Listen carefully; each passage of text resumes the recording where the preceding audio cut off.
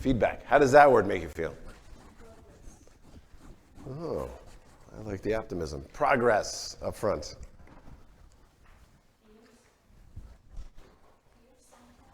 Confused? Fear. Scared. Yeah. Progress and scared. Scared. Okay, yes? Oh, that's a good one. Interaction. And how does it make you feel? Anxious. Afraid, scared. But progress. Interested. Did you say interested? I kind of want to give you a pen, but I have to budget my pens. Curious. Now you're just aiming for the pen, aren't you? You're just going to give me those kinds of words. Okay. Why are we anxious, afraid? Why? Yes, curious. Because it could be negative, because security. Insecure. Okay, thank you. Insecurity, because it could be negative. We don't want to be criticized. Interesting. So all I did was put feedback, say the word feedback. And from what perspective were you answering that question? Receiving it, and it's scary, or giving it, which is also scary? Is that both? Okay. Because it could be negative is definitely a receiving. Well, maybe we're uncomfortable giving the negative. I'm going to have to air negative feedback. I'm going to have a different word for that. And then, say again yours? It's not easy to give, and so that now we're focusing on the leader side of things about how do we give feedback, and it may not be easy to deliver feedback. Why? Because it should be constructive, and the true meaning of the word constructive, meaning we develop, it should be developmental, it should help someone. So why is it hard? Why are we afraid to give it? It shouldn't be personal. It should be about things you do rather than who you are. Yeah, should be. Should be. Oh, so good. I don't have enough pens to give out. Where's my microphones? I asked you guys. Say it. There you go. No, that's fair. We don't want to destroy a relationship. Cool. Okay, so giving feedback could be hard because we don't want to damage the relationship. Yep. It's difficult because feedback should be objective, and sometimes we do subjective. Does that have to do maybe with our emotional reaction to something? So let's see how that's lining up, right? So how are you feeling about the thing, the behavior or the situation matters because it may impact how you show up in a feedback conversation. So you should be able to name what you're feeling, well, notice what you're feeling, name it, and then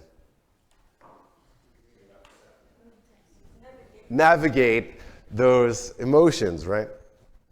That might be on the, is it on the test? I don't remember. Okay. Shouldn't say anything about the test. Might be, though. You might remember. Okay. So feedback. How good are you at giving feedback? Scale of 1 to 5. 1 is, it's a nightmare, it's awful every time. 5 being, people just run at me demanding feedback. 1, 2, oh goodness. 3, did you say 5? Like just everywhere you go, there's just a crowd of people following you around. Please give me. I'm just giving feedback, because I want to receive them. That's why. Oh, that's good. Okay, so we have a 5 for a lot of 3s, 2s, 1s.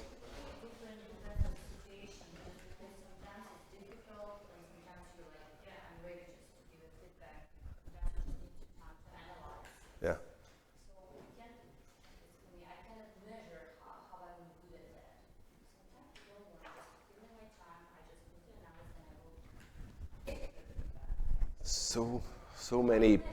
So many pen-worthy responses happening. So how do you, that's my next question. Go ahead. You're better at giving than receiving? Interesting. I want to hear more about about that. How do you know how good you are? So you're saying 1, 2, 3, 4, 5. I heard all of the numbers. How do you know that? Depending on the reaction on the other side. And so when you're delivering, let's call it constructive, I'm going to move away from negative and use constructive feedback. And so how do you know what a good reaction is? What's a good reaction? How you feel after. How you feel. I feel good. They ran away crying, and I feel good about that. Oh, the body. Yeah. Depends how you feel. Did that go well? What does their body language look like? Like they seem to be okay. Yeah. You should ask about the emotional side after delivering feedback. How do you feel about the feedback that you have just received? Should you, so you're asking, should I solicit feedback about the feedback I just gave? No. Now is not a good time for that.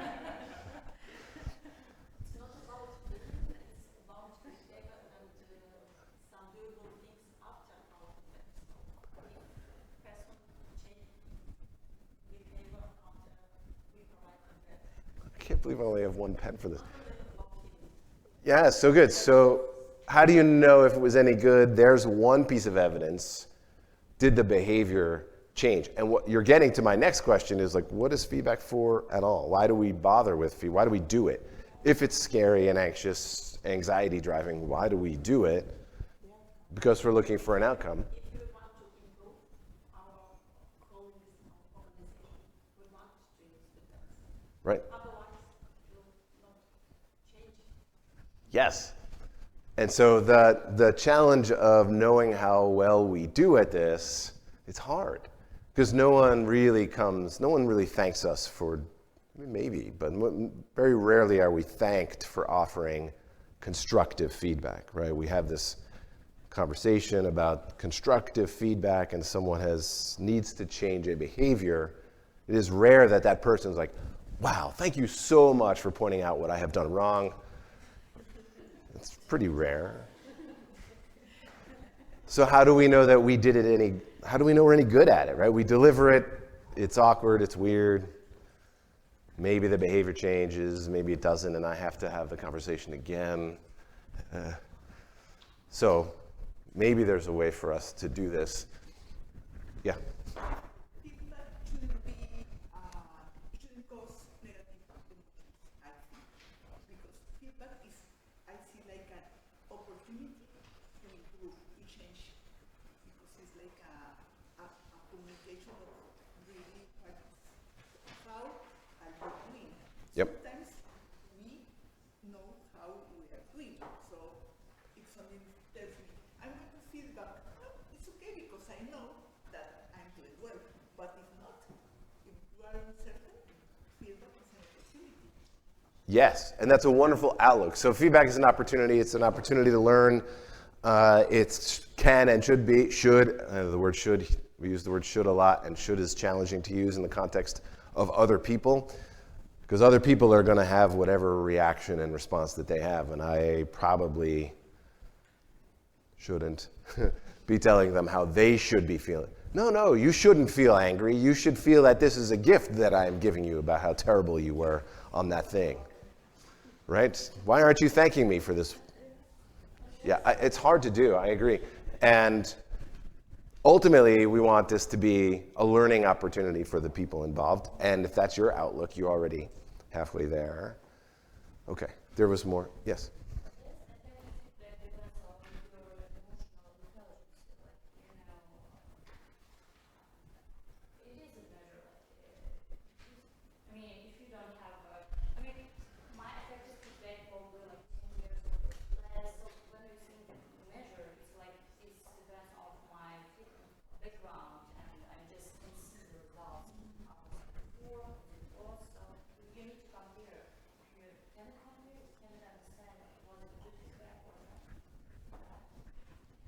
Yeah, so where I think you're implying, or where we're going from this, is that this idea of feedback lands kind of in the middle of this confluence of many of the conversations we've already had. So clearly emotional intelligence is involved. Clearly DISC is involved. We used a feedback example in DISC, right, about how different feedback can sound to the various styles. It is also part of accountability and goal setting and expectation setting. Really, feedback is about somebody either meeting or not meeting some expectation of behavior, right? So those ideas are here. And then what Trish just talked about, in influence, feedback is about influence. Why do we do feedback? It's because we want to influence someone's behavior in one direction or another, because we're looking for outcomes. All of that is involved in feedback. Feedback is so important because of all of those things. And that's why I enjoy doing this session, because it involves all of those things. Okay, last question, and then I'll actually show you the next slide. How comfortable are you, 1 to 5, how comfortable are you receiving feedback? Did you say 5? 5. 5. 5. It depends. Who's giving the feedback? That's the question I want. And it depends on the situation, what has happened. Sometimes I go like this. But I know I have to hear it, Right. otherwise others will hear it. Right. What depends. What have I done? And the way it's delivered to you. Yeah. Okay. 5, 4, or did you have contribute? I want to say that receiving feedback can be painful, because you may have a comment like, "You're not good," and you think it. I have feedbacks like, "Hey, you are childish about this problem. That hurts. It's painful." As much as it is painful, I think if you deal with that, you can grow. It's about developing yourself. Of course, you're receiving feedback from a person who you consider constructive, Yeah. is your friend, but it can, as much as it is painful, you can use it in your favor to develop yourself. More pens. Okay. Yes. And we'll talk about receiving, how to be a better feedback receiver as part of this conversation as well. That's a tough one when someone just comes up to you and says, "You're being childish." That is a challenging piece of feedback, a rough delivery of feedback. Whew. All right. So I'm hearing high numbers. Ooh. Feedback also shows that the organization has interest. Yeah. If an organization doesn't give feedback, they don't show interest. Yes, this is so good too. All right. So this feedback is about showing interest or demonstrating that there is they care about the performance. They care maybe about you and your performance, the organization or the person who is delivering feedback, because why else would they do it? Yeah, that's good. Okay. I have a couple of numbers that I want to, that's a 3. So that's a 30. So 30 times, 30x, 30 times, yeah. This is a 5. I apologize for this horrible handwriting. That's a 1. Actually, that's a greater than. I have these two numbers up here, and I'm going to use these two numbers at some point in our conversation today. If you think you know when I'm going to use it, you just go ahead and shout one of them at me, like, "I know what it is," and just shout 30 or whatever. Okay, but I'm going to use these, and you made me think about that. I heard, how good are we at receiving feedback? I heard a lot of high numbers. How open are you? How comfortable are you in giving it? Not how good are you at it, how comfortable and open are you to giving it, 1 to 5. It is not anonymous. It is face-to-face, right in it. 2? 2.5. We're going to decimal places. 3.69, huh? 5. Well, you just like go and yell at all the bosses. I know, we've talked about that. And also 5. Anyone else? So come on. All fives? To who am I giving feedback to? Okay. That's fair. 5.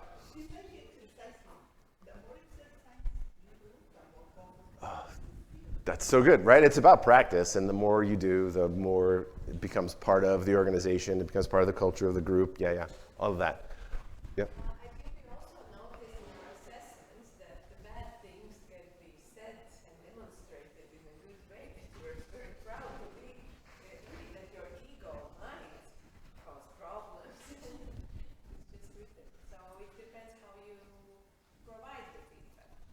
Yeah. Be 5, it can be Right, so comfort level and effectiveness may be two different things. Often when I ask that question about, no disclosures, how comfortable are you receiving feedback and giving feedback? Often that receiving number is a high one and the giving number is not as high, which is interesting because why would you be less comfortable giving?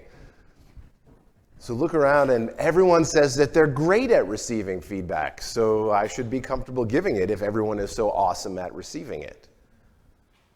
But the fear we expressed earlier was damaging the relationship. I have anxiety. So are people actually as good at receiving feedback as they say? Or is our fear maybe a little overblown?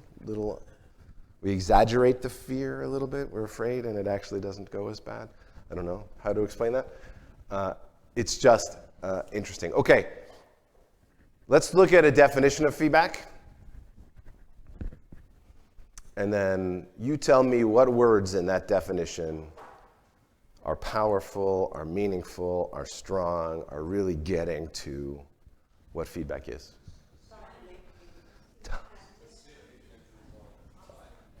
All right.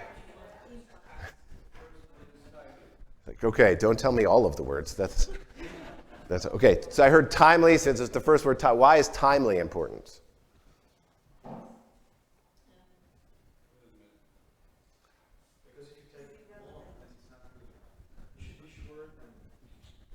Right, so it has to be close to the time in which the thing happened, right? I shouldn't be having a conversation, there's that should word again. We should not have a conversation 6 months later. Hey, that thing that you did 6 months ago, it was really terrible. A lot wrong with that, right? Like, I don't remember that 6 months. I did what 6 months ago? You can't even prove that I did that 6 months. First, and then the second thing is like, I've been doing it that way for 6 months and it's wrong. Also not awesome. So timely. Timely can be challenging, especially in busy hospital environments, busy medical environments, right? To find an opening, a time to have a conversation. All right, specific information was another one I heard. Why is that important?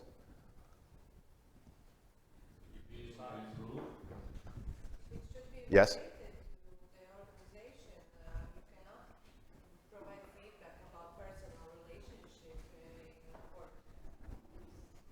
Good, so it should be objective and it should be specific. Right, generalized is not helpful because then I can't really tell what you mean. Yeah, so specific information, right, not generalized. That was terrible is not good feedback. That's not how to deliver. Or that was childish or how.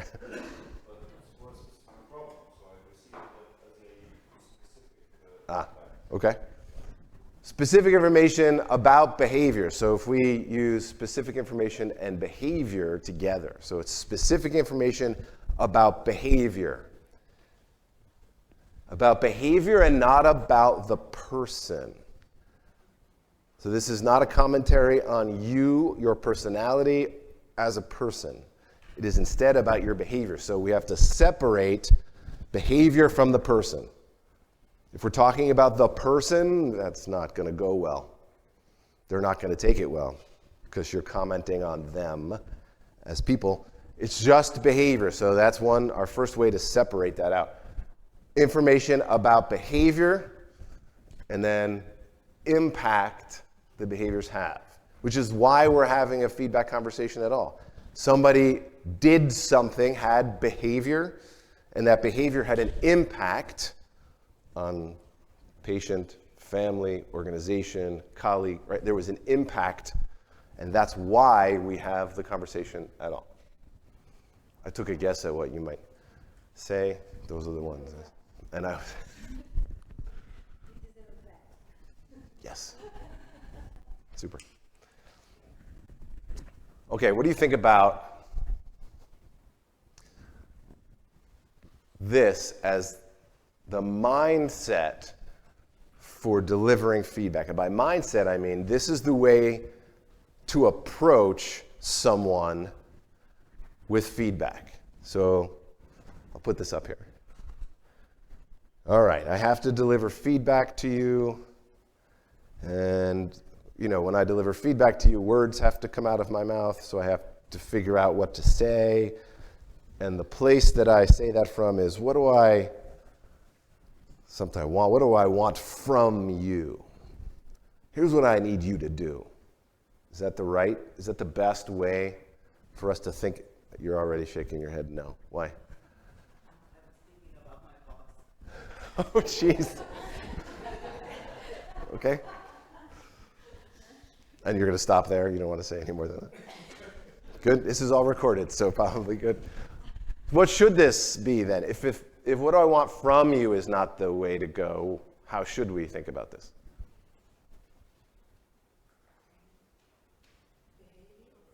What they want you to behave in the future. What can I give you? Ooh. What can I give you? I like that. That's a supportive. What can I give you? That's a supportive one. How can I support you? So how about I say this one?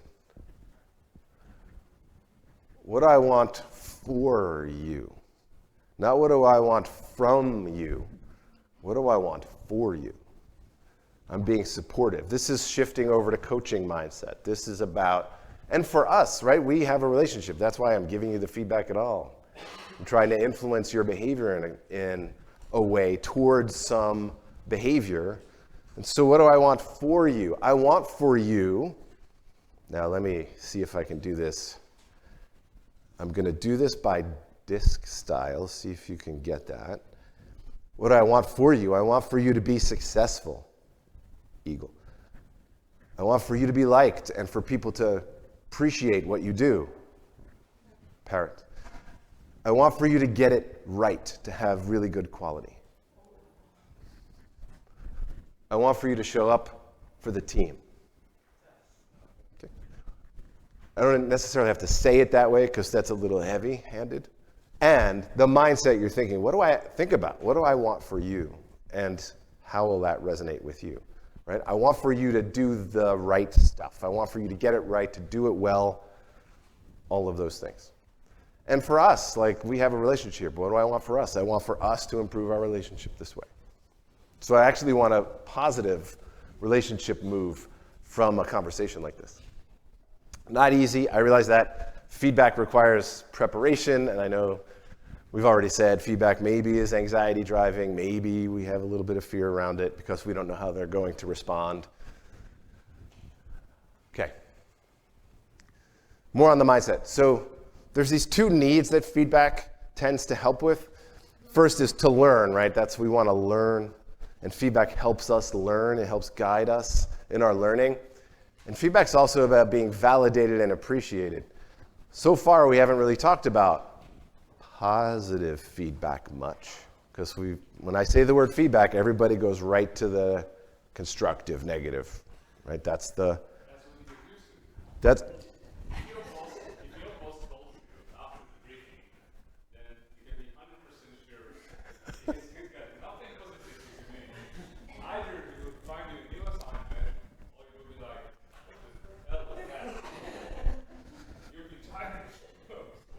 I'm sorry that is the case.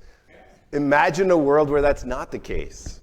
Imagine a world where when your boss calls you, you expect him to give you positive feedback. Like you actually, oh, it's the boss. He's going to tell me how well that went. It will be motivating and empowering, but It's less common. Yeah. Well, look at the 34 leaders in this room that might be able to shift for their own teams what feedback means. Imagine.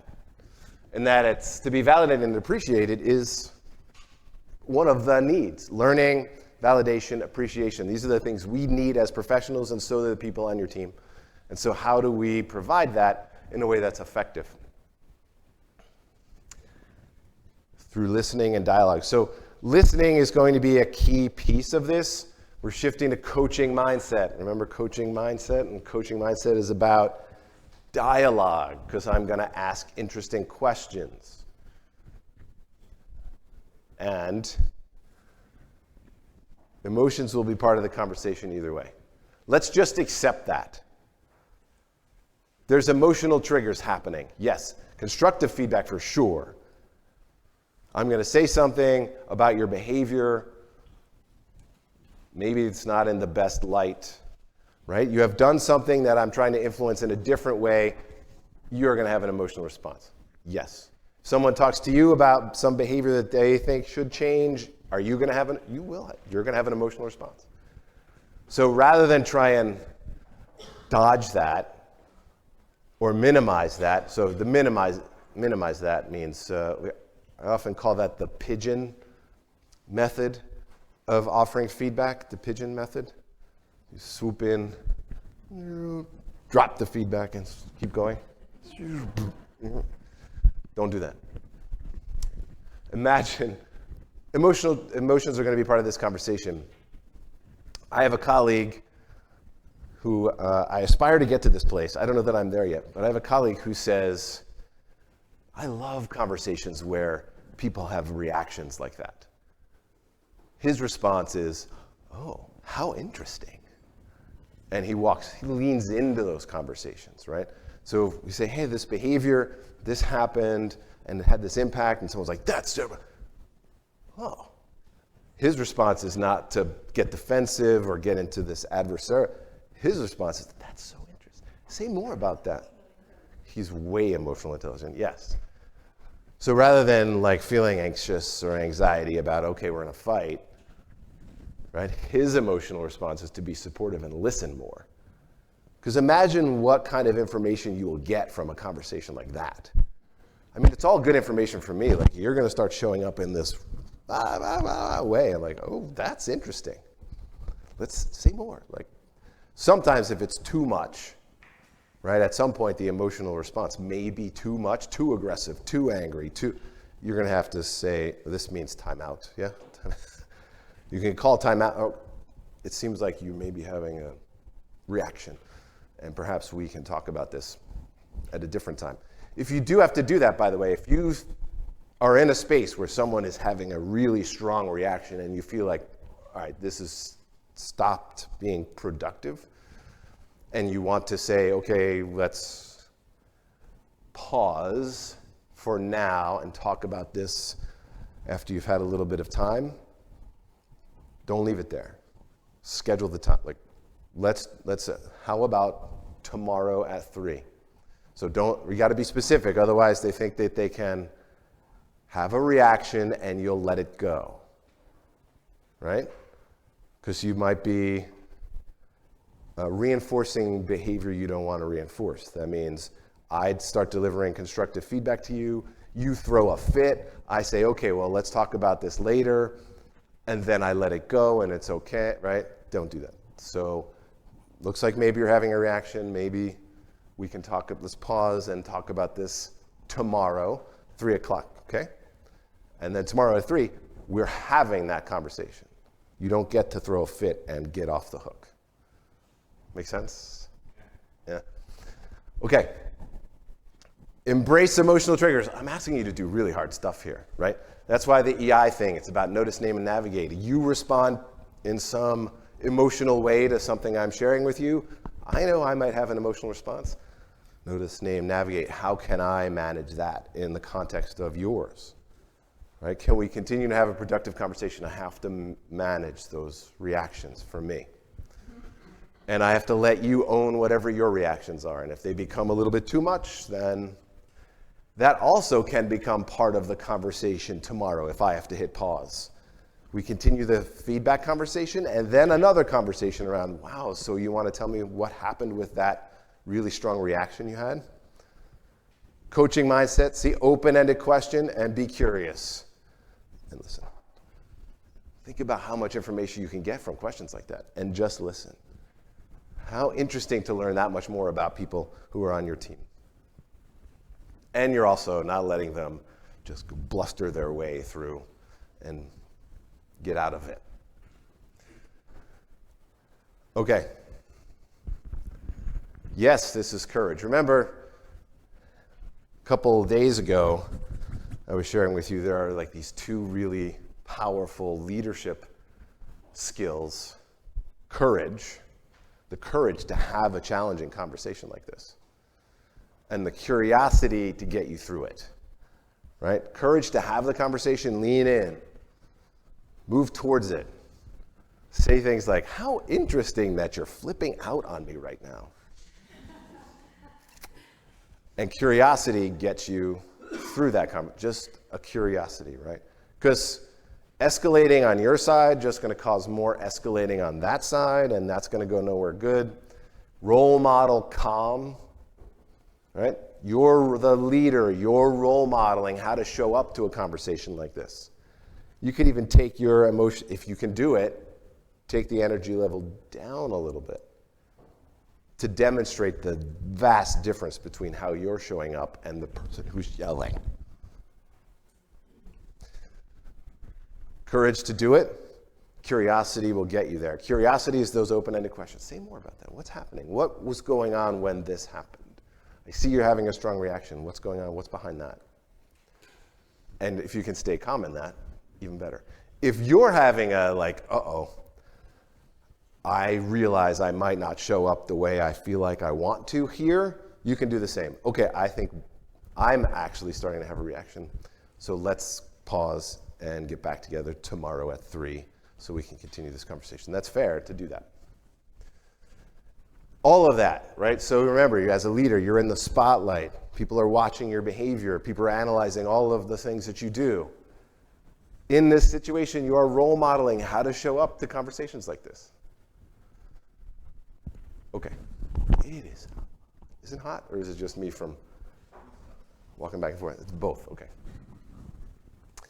Let's do types of feedback.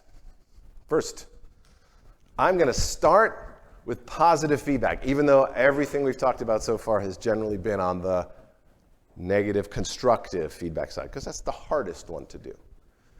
So let's talk about reinforcing. This is positive feedback. And there's two kinds of positive feedback, person praise and process praise. So person praise, what does that sound like? You did a good job. Yeah. Is that strong feedback? She says no. Some is it? Acknowledge the effort that the other person. Yeah.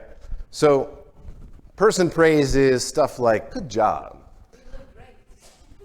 That's person praise, right? You look great. You are awesome. And okay, people like to hear that, but remember, what's the point of feedback? Why do we do it?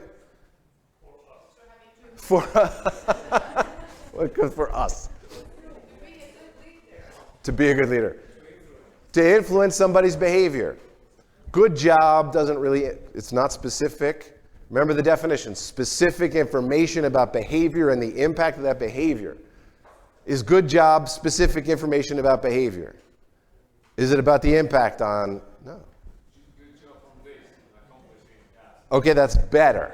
We're getting there. Good job on this, on accomplishing this goal. Okay, I'll take it as better. I think you can, so that's person praise that I'm saying. Person praise is throwaway. Person praise, I wouldn't count that as like, oh, I gave good feedback today. Nope. Good job is not. I mean, you can say it. That's great. People love to hear it. It doesn't necessarily mean much. Process praise then is about what you did, why it was awesome, the impact it had on the patient, family, colleagues, organization. So it's this. So do the whole thing. When you talked to that patient's mother in a kind and caring way and showed her where to get a snack for her child, she was relieved and appreciated that you showed up for her in that way. Thank you for doing that. That is way better than good job. Yeah? And now I've influenced this I should do more of those things, right? Even though we didn't do that, you still want to do that when you go back, right? Yes, okay. Continue to do it, yeah, because you do that now. Imagine how influential that would be to someone. First, that you, the leader, are paying attention enough to see that you've taken your valuable time to share that with them. Right? Earlier we said, well, feedback's caring. It's showing that we care about the growth and development of people. Yeah, positive feedback absolutely does. Nobody's shouted these numbers at me yet. Okay. Here's a number I will give you. Positive or strengths-based feedback is 30 times more effective than constructive or developmental feedback. 30 times more effective at influencing behavior. 30. This is from Ashley Goodall and his work in this space from the Gallup organization, from ADP. 30 times more effective. So what the full piece of data there is that constructive feedback is 50 times more effective than ignoring people, right? There are leaders that they say nothing. There's nothing. I just ignore you. I don't tell you anything at all. You just do whatever you do. I don't care. That's it. There are no leadership books that say this is a thing you should do. And I know that there are some leaders out there that maybe show up that way. So constructive feedback, predominantly constructive feedback, is 50 times more effective than ignoring people. Cool. And then predominantly strengths-based feedback, positive feedback, is 30 times more effective than that. 30. Yes? I know a 5 to 1. You do? And the other thing that I wanted to ask is, what do you think of, like, it's only written, it's not said from, like, being in front of the other person. So it's just a general feedback Yep. that you put on a message on the chat that we're in. But it's still saying good things. Yep. But it's like generalized and maybe not really directed to someone. Yes. Okay. Question is, so what do we think about written feedback? So you're going to get Scott's interpretation of what written feedback. I think for process praise or positive feedback, written feedback is acceptable. It shouldn't always be written, right? At some point, you want to have that face-to-face sort of conversation. It's a better connection when you do it that way. And positive feedback written actually allows you to be a little bit more thoughtful. You can be, right, okay, let me put the specifics in there about when you had a conversation with that patient's mother, right? Like you could really think about it and then send it. Especially if you're Al, you'll retype that thing like 5 times before you get it, right? And then you send it away. Yes. Constructive feedback, I'm a little more on the fence. And I realize that in some organizations, in some culture, inside of organizations, just there's a time issue, and sometimes you have to deliver that constructive feedback in a written form. And if that's the case, okay, much prefer a face-to-face conversation for that written feedback. Otherwise, it feels a little bit like pigeon feedback, right? And then I don't have to deal with all of the icky emotional stuff that you're going to have when you hear or read that feedback. And then what if they respond and they're like, you're wrong, what about? Then we're in a weird space about, then I have to go and have a face-to-face conversation because it's blowing up. That's my opinion. If you have to, okay, much prefer face-to-face for that. 5 to 1, you said. Okay, what is it? 5 good things for 1. Okay, so then the math here, if positive feedback is 30 times more effective than constructive or developmental, well, we should be doing a heck of a lot more of it. And the research shows we should be doing 5 times as much positive feedback as we do constructive feedback. 5 times. as much. That's what 5-to-1 means. Please do not interpret 5-to-1 or 5 times as much positive feedback to mean in the moment, right now, I have to give you 5 positive things and then the real bomb, right? It's like the sandwich we did the other day, right? Like, oh, your shoes look really nice, and great coffee yesterday, and then, oh boy, 3 more. Right? Like, it's not like that. It's on average, we should be delivering 5 times as much positive feedback as we do constructive feedback. It's 30 times more effective. We should clearly be doing more of it. Catch people doing stuff right. And it doesn't have to be superhero stuff, right? Catch people doing stuff right. Do you want people to do like the regular things more? Of course. Do I want you to exceed expectations? Yes, absolutely. And when you do, I should be all over that. Praise, yes. Process praise, amazing. Thank you for doing that. This is what you did, why it was awesome. You just sort of met the expectation. Should I positively reinforce that? I mean, I want you to keep meeting expectations, so yes, if I can catch you doing that right, why not? Go ahead. It's not direct. When giving feedback or compliments, do you give them in person, one-to-one, or in front of others? Oh, thank you for that question. Question is public versus private feedback. What does the group think? Public versus private feedback.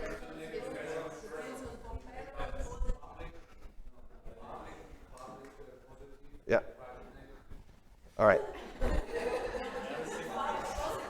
5 positives in public, 1 constructive in private. Okay. Couple. Yeah, okay. So there's a disc component to that. That's what I'm hearing, right? And you're remembering that eagles and parrots like to receive rewards in public, and owls and doves typically not so much. And as leaders, you have to think more about what that looks like to a team, right? I have a team of 5 people, and I have parrot and eagle on the team, and I have dove and owl on the team. And if I'm always in public praising the 2 people, what does that look like? It looks like, oh, those are my favorite people. Yeah. Not so good. Even though I am in private offering positive feedback to the other 2, it just looks like in the group setting, I'm always celebrating how awesome these 2 people are and never celebrating how awesome these 2 people are. So you got to be careful with all of that. I think you have to use your judgment and balance. Private feedback, always good. Private reinforcing feedback, yeah, no one is going to, even eagles and parrots, if you're telling them they're amazing in private, they still love it. I am amazing. Can we tell the team how amazing I am?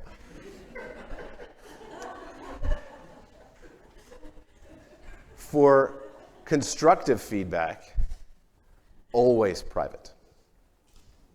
Always private. I realize too, medical education is a little bit different, and there is a philosophy about learning from someone else's mistakes, and yes, okay, I get that, and always private.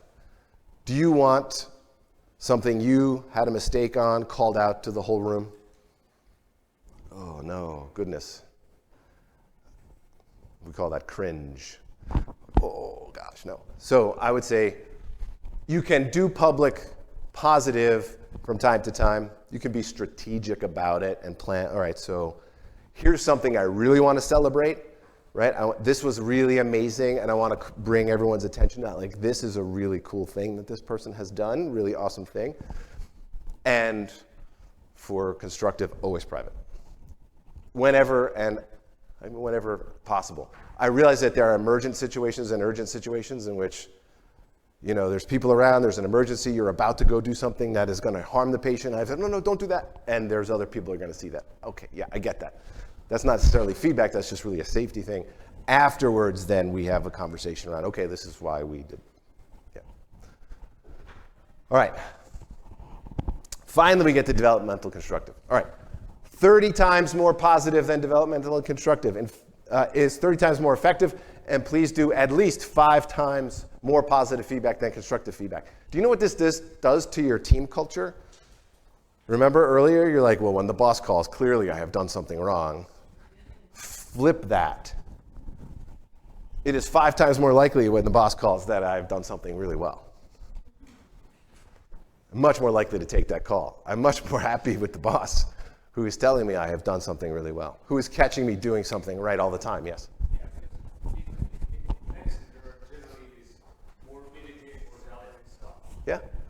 You've got all the meetings where you go through all the processes that went really terribly wrong. So how to embed those into private constructive feedback about processes or people that did something wrong, and how to separate learning from mistakes and feedback which is meant to be private. Okay, we're going to segue right over to that. For developmental and constructive, all right, let's just go. I'm going to say feedback is easy, and you're all going to be, no, it's not. It's not easy. I'm trying to make it easy. How can we deliver feedback? This is in private. How can we deliver this constructive feedback in private? This is one way to do it. So by engage, I mean, okay, use your courage and lean in. I'm going to engage with you, right? I'm not going to just type an email and send it to you and hope you are okay with it, or just run by wow, you really screwed that up. Okay, see you later, right? None of that. Engage. We're going to have a conversation about feedback. I'm going to engage with you. That's your courage. Ask first. Now, I realize we said Monday, around eagles. So, okay, let me put an asterisk around eagles. Probably want a bit more direct than a coaching mindset conversation, so you have to sort of feel out the person. So even eagles will be okay with coaching mindset. They just want it to be a bit more direct. Ask is next. This is start to use your curiosity now and ask. Ask a question. That incident we had yesterday with the patient, tell me what was going on there. Open-ended question, coaching mindset. I am expressing my curiosity about this, right? Tell me what happened. It's much easier for that conversation if the other person can tell me the behavior and the impact than it is for me to say, yesterday with that patient, when you screwed that thing up and the patient cried, and you don't want me. It's much easier if you tell me, because you were there, you know. And if they don't, if we say yesterday with the patient that was crying, tell me what happened. And you're like, it was fine, I don't know what the problem is. Okay? Next, share or supplement. So you got nothing. That's time for me to say, okay, so the patient was crying and what you were yelling at the patient and that caused the patient to cry. Right? I supplement. This is courage again, right? I have to be able to lean in. You don't want to admit what's going on or talk about what's going on. I have to then supplement it. Much easier if you say it first and you're not getting away with saying, oh, everything was fine. Oh, okay. No, okay. Okay, so here's what was going on. And then yield commitment. Yield commitment is this. Well, let me time out. Let me come over here and say, when we talked about commitment, when Brendan talked about commitment yesterday, we talked about people are way more committed to the solutions that they come up with themselves than the ones that you tell them to do. We still agreeing on that? People are way more committed to their own ideas than the ones you're like, you need to do this. Okay. People are way better at doing the thing, solving their own problems. That's what I am saying here. I want you to solve your own problem. I don't want to have to solve it for you. Because if I tell you to go do something different, you can, we call it half-butt it, do it halfway, and then blame me because it didn't work. Like, none of that's going to be good. So instead, yield commitment is, okay, so how might we approach this next time? Right? That's a coaching mindset. That's your curiosity again. And offer an opportunity for the person to solve the issue on their own. All of this is really good information for you as a leader too. Is this person capable of understanding what they have done and figuring out another way to do it? And maybe executing on that next time. If their idea is anywhere close to good, anywhere close to like, yeah, okay, that can work, then use it. Because they're going to be committed to it. If it's way out there, then we have to keep going. Okay, there's one idea. What else might we try? Let's think about a couple things we could try. Or you may just have to say, okay, those things may not get the outcome we're looking for. Instead, maybe we try this and that. So the very last thing I want to do is tell. Ask first, tell last is the sort of mantra we use for that. Ask first, tell last. Ask a question first. If that doesn't work, then you're allowed to tell. There's our model. Is it going to take longer than like, listen, stop yelling at patients? Yes, that's going to take longer. It's going to be more effective than, listen, stop yelling at patients. Because when I do that to you, now you're feeling some kind of way about that, probably not positive, and you're going to go take it out on the next patient that you're with. And you won't. It's you again. I feel like I should give you pens because I keep looking at you. Okay. Thank you for riding with me on this in the very hot place. And I'm between them and a break. So what? On Monday, I was between them and lunch. And then I was between them and the end of the day. And now I'm between them and a break. Evan. I'm not done yet. Thank you. I'm not done. This means you have to clap again. Okay. A couple of things, tips here. Stay focused on behavior. Remember, we're separating behavior from the person, so let's not use words about who you are. And avoid words like always or never.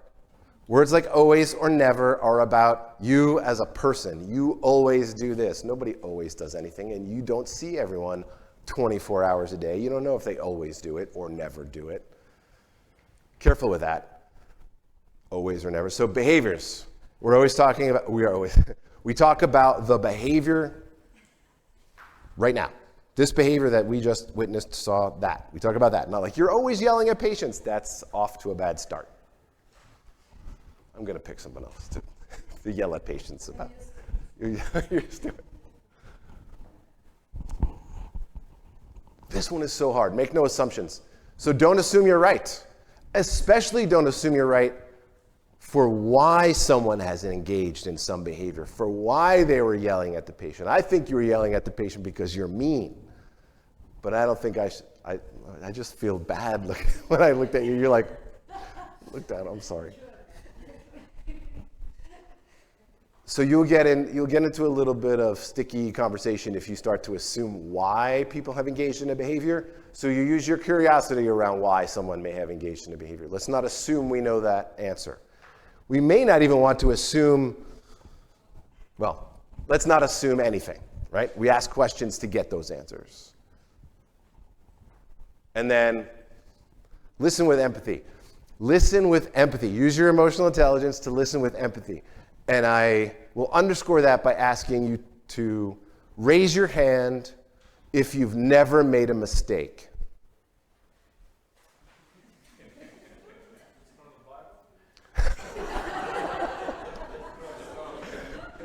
Throw the first stone, yes. Yeah.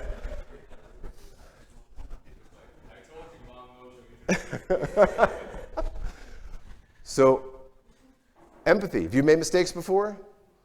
Yeah. We all have, right? So someone has made a mistake. So let's listen with our empathy that I made mistakes. I'm not perfect. Other people are allowed to make mistakes too. And that's where conversation is, to help them become better at the things that they do. And then I talked to you about this yesterday.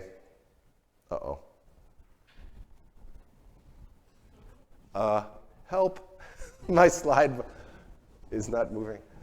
The next slide that's up here is the farewell reception.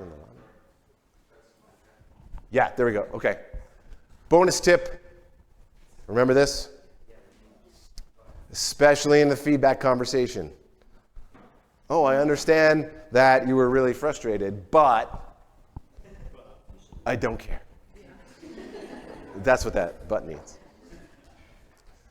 So replace and. I understand. Like it changes the tone of that conversation. I understand you're really frustrated, and so I'm validating that you are frustrated. That's the whole idea. Validate and then continue. So and validates and moves forward. And that's what we want from a conversation like this, to validate and move forward. Okay, last thing in the last 3 minutes. I'm watching that clock back there. Last 3 minutes. Receiving feedback. One of the best ways to get credibility, Trish talked about credibility. The best way to get credibility for giving people feedback is receiving feedback well. If you flip out and start yelling and screaming when you get feedback, there is no reason anyone should listen to you when you deliver feedback. All right? Also, as a leader, role model how feedback should be received. I have 3 ways for you to receive feedback. First one is this. So if you actually get feedback that is delivered well, and now I'm talking about constructive feedback, developmental feedback. If you get positive feedback, it's easy to say thank you, right? That's easy. Thank you. I'm awesome. You're right. Let's have a parade. Or constructive feedback, thank you, and you don't have to say those words. That's a lot of words. Something like that. Something like, thank you, I appreciate you making the effort to offer me some learning. Anything like that. So somebody delivers you constructive feedback, and it's actually not that bad. It's delivered in the easy way. We had a nice conversation. Thank you. Second way for you to receive feedback. This one is poorly delivered feedback. Someone has done, stop yelling at patients. Notice, name, navigate your emotional response to that. Here's what I'm asking you to do. Coach that person to be better at giving you feedback. Just because the way they deliver the feedback is awful doesn't mean it's wrong. Does that make sense? Maybe you did yell at the patient. So just because they told you poorly doesn't mean it's wrong. So this is leaning into that feedback. Okay. Say more about that. What you're thanking them for is not delivering feedback poorly. What you're thanking them for is the courage to offer you feedback at all. That's what the thank you is about. Right? Thank you for yelling at me. That's not what you're saying. You're saying thank you for the courage to offer me feedback. And so you know the third way of it is also going to be thank you. This is for the confusing mess of feedback that you get, where somebody just said, okay, so yesterday when you did this thing and it was so bad. And then the other, what? All right, thank you for sharing that with me. I think what I heard you say is this. Is that right? So these last two are really just coaching people to be better at giving you feedback and realizing that when people are offering you feedback, there might be something there for you to learn and become better at, regardless of how well or poorly they are telling you, right? So it might be valid, just delivered poorly. Delivered poorly is not an excuse for you to ignore it. And that would role model. Imagine when you deliver feedback to your team, you're doing 5 times as much positive as you are constructive. And when you deliver that constructive feedback, somebody says to you, thank you. That's when you have a culture of feedback. This is how we get there. Okay, now I'm done. Thank you guys for paying attention, that whole time, here's my resources.